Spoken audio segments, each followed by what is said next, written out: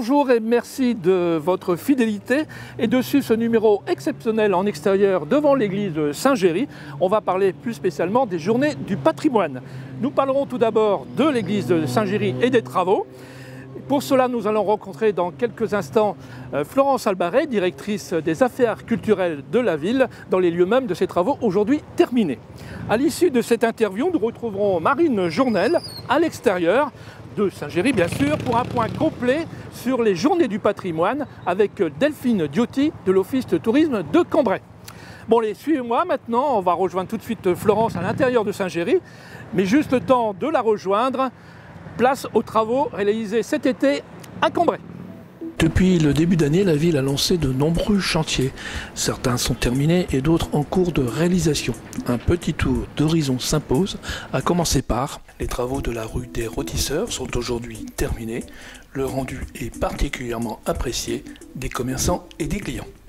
Une aire de parking pour les camping-cars est désormais ouverte au Grand Carré pour le plus grand plaisir des touristes.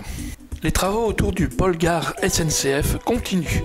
Pôle emploi occupe désormais ses tout nouveaux locaux et la voirie d'accès vient d'être ouverte. D'autres bâtiments devraient se construire prochainement. La sécurité est également à l'ordre du jour avec la réalisation du rond-point boulevard Vauban et Jules Ferry, facilitant le trafic dans ce secteur très circulant. Les vacances d'été sont propices aux travaux dans les écoles. La ville a donc suivi les chantiers pour préparer une bonne rentrée scolaire, notamment sur ces images l'école Gambetta. De même, le chantier de construction de la nouvelle école supérieure d'art avance à grands pas. En ce qui concerne les travaux de voirie, c'est la rue Gautier qui est à l'honneur en cette fin d'été avec la réfection en première phase de la rue de Londres jusqu'au pont de chemin de fer. Les trottoirs et chaussées ont été refaits avec une prise en compte importante de la sécurité sur cette voie très empruntée par les voitures comme par les vélos. La ville n'oublie pas le sport et d'ici quelques semaines, le club de foot Amérique disposera de tout nouveaux vestiaires et un clubhouse au bord du terrain. On termine cette revue des travaux par le jardin public, deuxième phase, qui concerne l'espace des jeux publics. Ce lieu est désormais l'un des plus beaux espaces verts du jardin. Nul doute que les joueurs de boules, billons et tirs à l'arbalète apprécieront la qualité du travail réalisé.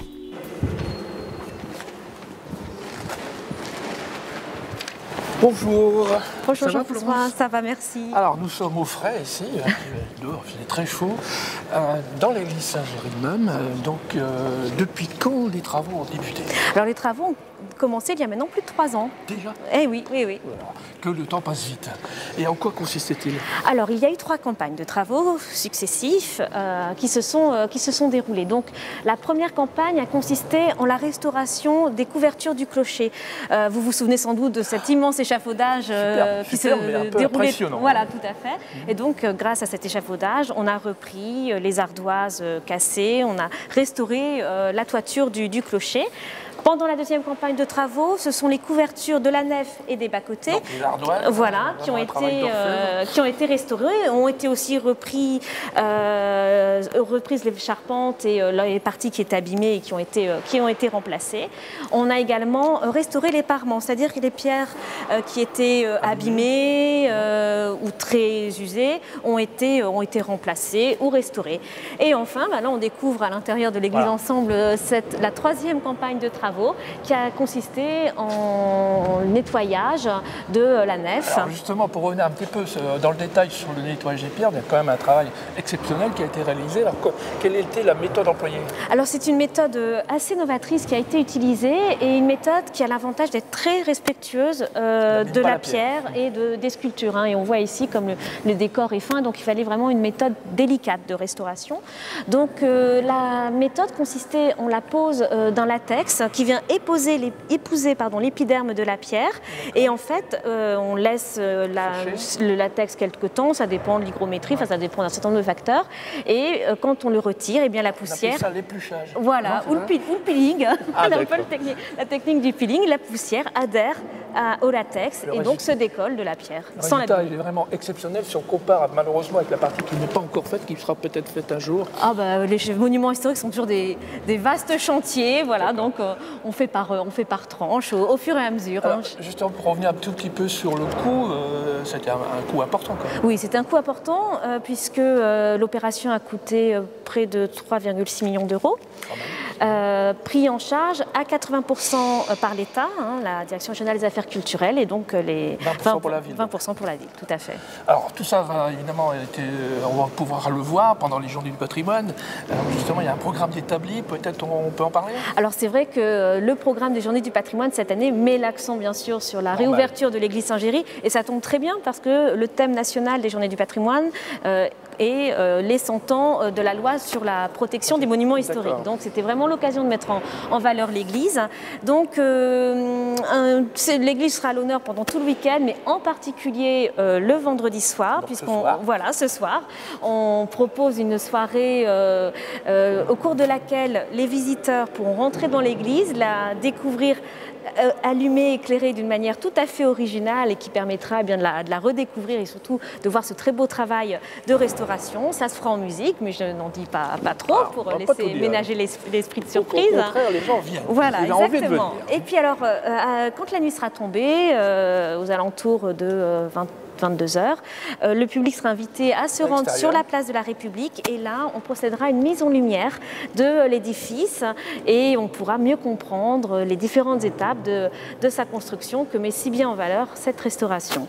Et au cours du week-end, des visites guidées samedi et dimanche. Et ça, c'est dans le cadre des journées. Dans le cadre des Journées du patrimoine, le programme disponible à l'Office de tourisme. Donc on peut évidemment inviter tous les Cambrésiennes et Cambrésiens à venir nombreux pour cette visite.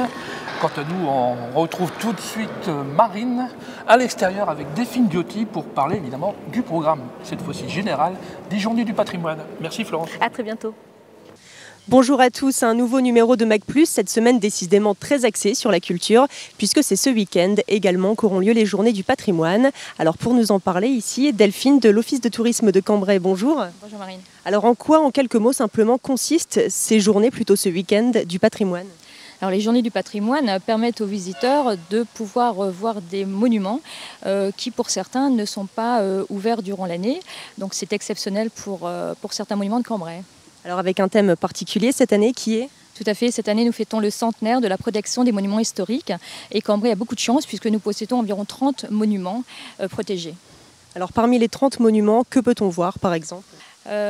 Donc nous organisons un circuit qui va permettre justement en bus de voir l'ensemble de ces monuments et la restauration depuis 100 ans. En site, nous avons la chapelle des Jésuites, nous avons entre autres la tour des Arquets, la chapelle Saint-Julien et bien d'autres monuments encore que les visiteurs vont pouvoir découvrir ce week-end. Et tout cela sous forme de visite guidée avec un guide ? Alors tout à fait, l'avantage des Journées des patrimoines, c'est qu'on a la possibilité d'avoir une visite de grande qualité puisque beaucoup sont guidés et bien sûr gratuitement. Alors pour découvrir tous ces monuments historiques et culturels, il faut bien sûr réserver. Tout à fait. Pour certains, les réservations sont obligatoires puisque, par exemple, un bus, il y a un nombre de places maximum. Donc la réservation est à faire à l'Office du tourisme de Cambrai aux heures d'ouverture ou par téléphone. Très bien, merci Delphine. Et donc on rappelle que les Journées du patrimoine ont lieu ce week-end. En attendant, nous retrouvons tout de suite Jean-François dans l'église de Saint-Géry. Merci Marine et Delphine. Vous savez maintenant tout sur le week-end des Journées du patrimoine. Mais avant de se quitter, n'oubliez pas que nous sommes toujours ce week-end sur le stand de la ville à la foire commerciale. Venez voir nos studios, nos matériels, profitez de nos animations. Et c'est du haut donc du balcon des orgues de Saint-Géry, avec une vue splendide de l'intérieur de ce bâtiment de l'église de Saint-Géry, un bâtiment exceptionnel, que je vous souhaite une bonne et une heureuse semaine. À vendredi prochain.